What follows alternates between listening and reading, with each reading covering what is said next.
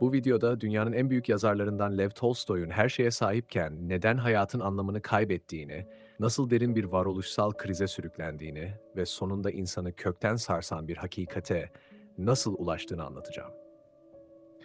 Anlatacaklarım yalnızca bir yazarın hikayesi değil, modern insanın bugün hala yaşadığı içsel boşluğun aynasıdır. Videoyu sonuna kadar izleyin çünkü sonuna gelinizde hayata baktığınız yer aynı olmayacak. Şimdi gelin her şeyi baştan alalım. Lev Tolstoy, insanlığın başarı dediği ne varsa hepsine ulaşmış biriydi. Şöhret, para, saygı, güçlü bir soyadı, büyük bir aile ve edebiyat tarihine geçmiş eserler. Bugün milyonlarca insanın hayalini kurduğu hayatı yaşıyordu. Fakat tam da bu noktada herkesin sessizce kaçtığı ama bir gün mutlaka yüzleştiği o soru Tolstoy'un zihnine saplandı. Bütün bunlar neden? Sabah uyanıyor, yazıyor, alkışlanıyor, takdir ediliyor ama geceleri yatağa yattığında içini kemiren bir boşluk hissiyle baş başa kalıyordu. Dışarıdan bakıldığında kusursuz görünen hayatı içeriden anlamsız gelmeye başlamıştı. Tolstoy bu boşluğu önce akılla doldurmaya çalıştı. Bilime yöneldi, felsefeyi okudu, büyük düşünürlerin metinlerini inceledi. Fakat ne kadar düşündüyse cevaplar o kadar soğuk ve yetersiz kaldı. Bilim ona nasıl yaşadığımızı anlatıyordu ama neden yaşadığımızı söylemiyordu. Felsefe soruları çoğaltıyor ama acıyı dindirmiyordu. Tolstoy bir noktada şu gerçekle yüzleşti. Akıl, hayatı açıklayabilir ama yaşamak için bir neden veremez.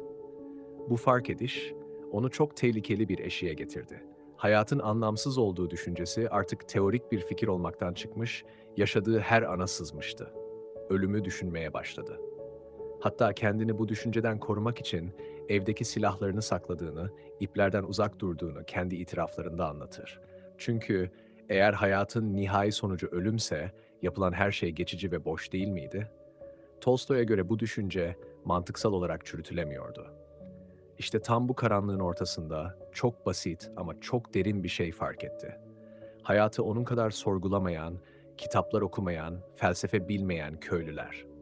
Onlar da yoksuldu, hastalanıyordu, ölüyordu ama yaşamaktan vazgeçmiyorlardı. Aksine hayata tutunuyorlardı. Tolstoy kendine şu soruyu sordu.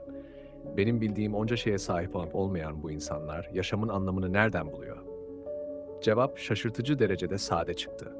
Onlar hayatın anlamını düşünerek değil, yaşayarak kuruyorlardı.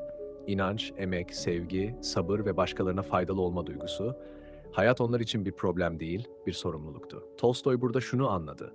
Hayatın anlamı akılla çözülen bir denklem değil, kalple taşınan bir yüktür. Bu fark ediş Tolstoy'un her şeyini değiştirdi. Zenginliği sorguladı, sade yaşamı benimsedi.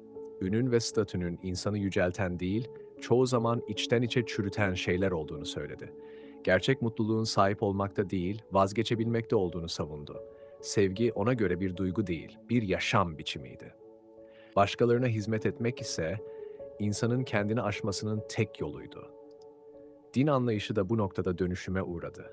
Kurumlara, dogmalara ve korkuya dayalı bir inancı reddetti.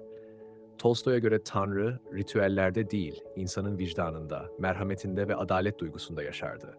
İnanç, insanı baskılayan değil, onu daha ahlaklı, daha sorumlu ve daha sevgi dolu bir varlık haline getiren şey olmalıydı.